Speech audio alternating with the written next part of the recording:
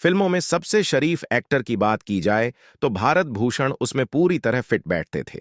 बोलने चलने के अंदाज से लेकर कपड़ों तक उन्हें फिल्मी दुनिया के सबसे शरीफ और शालीन एक्टर का दर्जा मिला हुआ है। 14 जून 1920 को मेरठ में जन्मे भारत भूषण अपने पिता की मर्जी के खिलाफ फिल्मों में आए। फिल्म बैजू बावरा से उन्हें सुपरस्टार माना गया। वे अपने जमाने के सबसे स्टाइलिश एक्टर भी थे। एक कमरा भर कर कपड़े उनके कलेक्शन में हुआ करते थे। मुंबई और पुणे में 3 आलीशान बंगले और कोई 1 लाख किताबों का कलेक्शन। अपने एक्टिंग करियर में इतनी सफलता देखने वाले भारत भूषण जब फिल्म प्रोड्यूसर बने तो कंगाली की कगार पर आ गए। तीनों बंगले, किताबें तक बिक गईं। वो फ्लैट में रहने लगे और फिल्मों में साइड रोल करने लगे। बर्थ एनिवर्सरी पर हमने बात की उनकी बेटी अपराजिता भूषण से। अपराजिता भी एक्टर हैं। ITV सीरियल रामायण में मंदोदरी के रोल के लिए जानी जाती हैं। अपराजिता ने अपने पिता की जिंदगी के कई अनछुए पहलुओं को हमारे साथ शेयर किया। उनके पिता राय बहादुर मोतीलाल भल्ला सरकारी वकील थे। जब वो 2 साल के थे तभी उनकी मां का स्वर्गवास हो गया। मां की मौत के बाद पिता ने उन्हें और उनके भाई को अलीगढ़ में दादा दादी के पास भेज दिया। बचपन से ही उनको फिल्में देखने का बहुत शौक था। एक बार पिता घर आए लेकिन वो वहां मौजूद नहीं थे। पूछने पर पता चला कि वो फिल्म देखने गए थे। इस बात से पिता इतना नाराज हुए कि उन्होंने पापा जी की पिटाई कर दी। इन्हीं सब वजहों से दादाजी और उनमें अलगाव हो गया था। दादाजी चाहते थे पापा जी वकील बने। पापा जी और उनके दादाजी में फिल्मों को लेकर हमेशा से मतभेद रहा। पढ़ाई पूरी होने के बाद दादाजी चाहते थे कि वो भी उन्हीं की तरह वकील बने। वहीं पापा जी का सपना एक्टर बनने का था और वो अपनी बात पर अड़े रहे। दादाजी के लाख मना करने के बाद भी वो फिल्मों में काम करने के लिए पहले कोलकाता गए और फिर मुंबई। कोलकाता इसलिए गए थे क्योंकि पहले वहीं अधिकतर फिल्में बनती थीं। एक रेफरेंस से मिला फिल्म बैजू बावरा में काम कई जगह ये लिखा है कि भारत भूषण की पहली फिल्म चित्रलेखा थी, लेकिन इस बात को नकारते हुए अपराजिता बताती हैं पापा जी की पहली फिल्म भक्त कबीर थी। हालांकि उन्हें पहचान फिल्म बैजू बावरा से मिली थी। फिल्म बैजू बावरा के पहले उन्होंने फिल्म मां में काम किया था। इसमें उनके काम को बहुत सराहना मिली। इसी दौरान किसी ने उनका रेफरेंस विजय भट्ट को दिया और इस तरह विजय भट्ट ने उन्हें इस फिल्म में कास्ट किया। 1 लाख किताबें, बंगलों और फोटोग्राफी के शौकीन थे। भारत भूषण महंगी गाड़ियों, कपड़ों और बंगलों के शौकीन थे।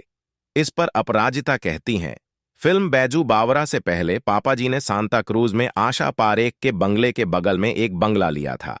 जब ये फिल्म हिट रही तो वो पाली हिल के एक बंगले में शिफ्ट हो गए थे जो एक आलीशान बंगला था। पुणे में भी उनका एक शानदार बंगला था। पापा जी बहुत स्टाइलिश थे। मुझे याद है पाली हिल के बंगले में एक पूरा कमरा उनके कपड़ों से भरा रहता था। उन्हें स्टाइलिश कपड़े पहनने का बहुत शौक था। उन्हें शेरवानी खास तौर से पसंद थी। कपड़े के अलावा उन्हें किताबों का भी शौक था। उनकी एक पर्सनल लाइब्रेरी थी जिसमें करीब 1 लाख किताबें थीं। फोटोग्राफी के भी वो शौकीन थे। उनके पास कई कैमरे भी थे जिनसे वो खूबसूरत तस्वीरें कैद करते थे। वो फोटोज के रील प्रोसेस पर भी खुद ही काम करते थे। सिगरेट पीता देख फैन ने कहा, ये आपके हाथ में देखकर अच्छा नहीं लगा। फिल्मों में भारत भूषण की इमेज बहुत ही शरीफ आदमी की थी। फैंस उनकी उसी इमेज के दीवाने थे।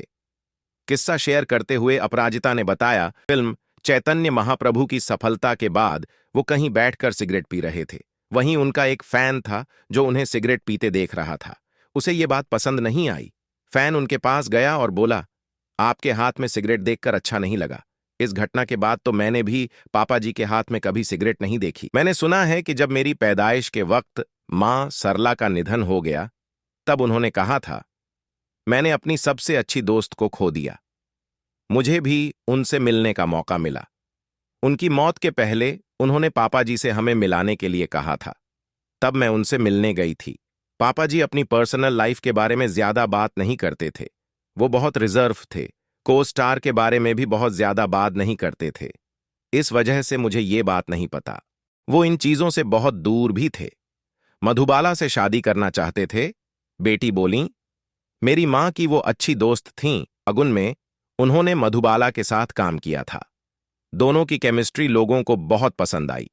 खबरें सामने आई थीं कि शूटिंग के दौरान भारत भूषण मधुबाला को पसंद करने लगे थे और शादी भी करना चाहते थे, लेकिन मधुबाला ने किशोर कुमार से शादी कर ली। एक गलत फैसले ने सब कुछ छीन लिया।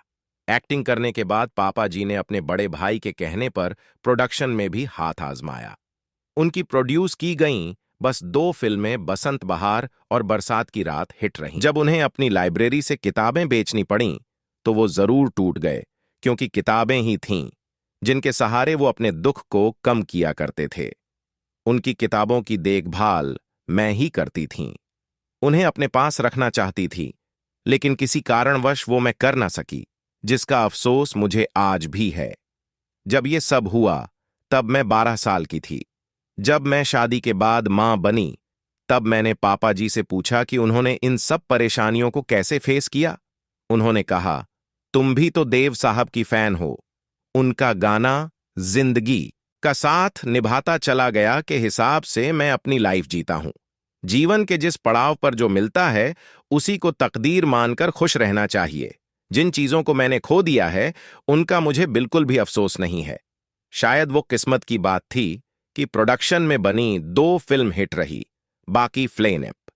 इसके लिए किसी इंसान को दोष देना गलत होगा।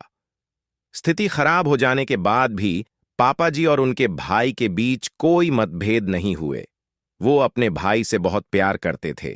पापा जी ने कभी वॉचमैन की नौकरी नहीं की। खबरें ये सामने आई थीं कि भारत भूषण आखिरी समय में बस से जाते थे और उन्होंने गुजारे के लिए वॉचमैन की नौकरी की थी।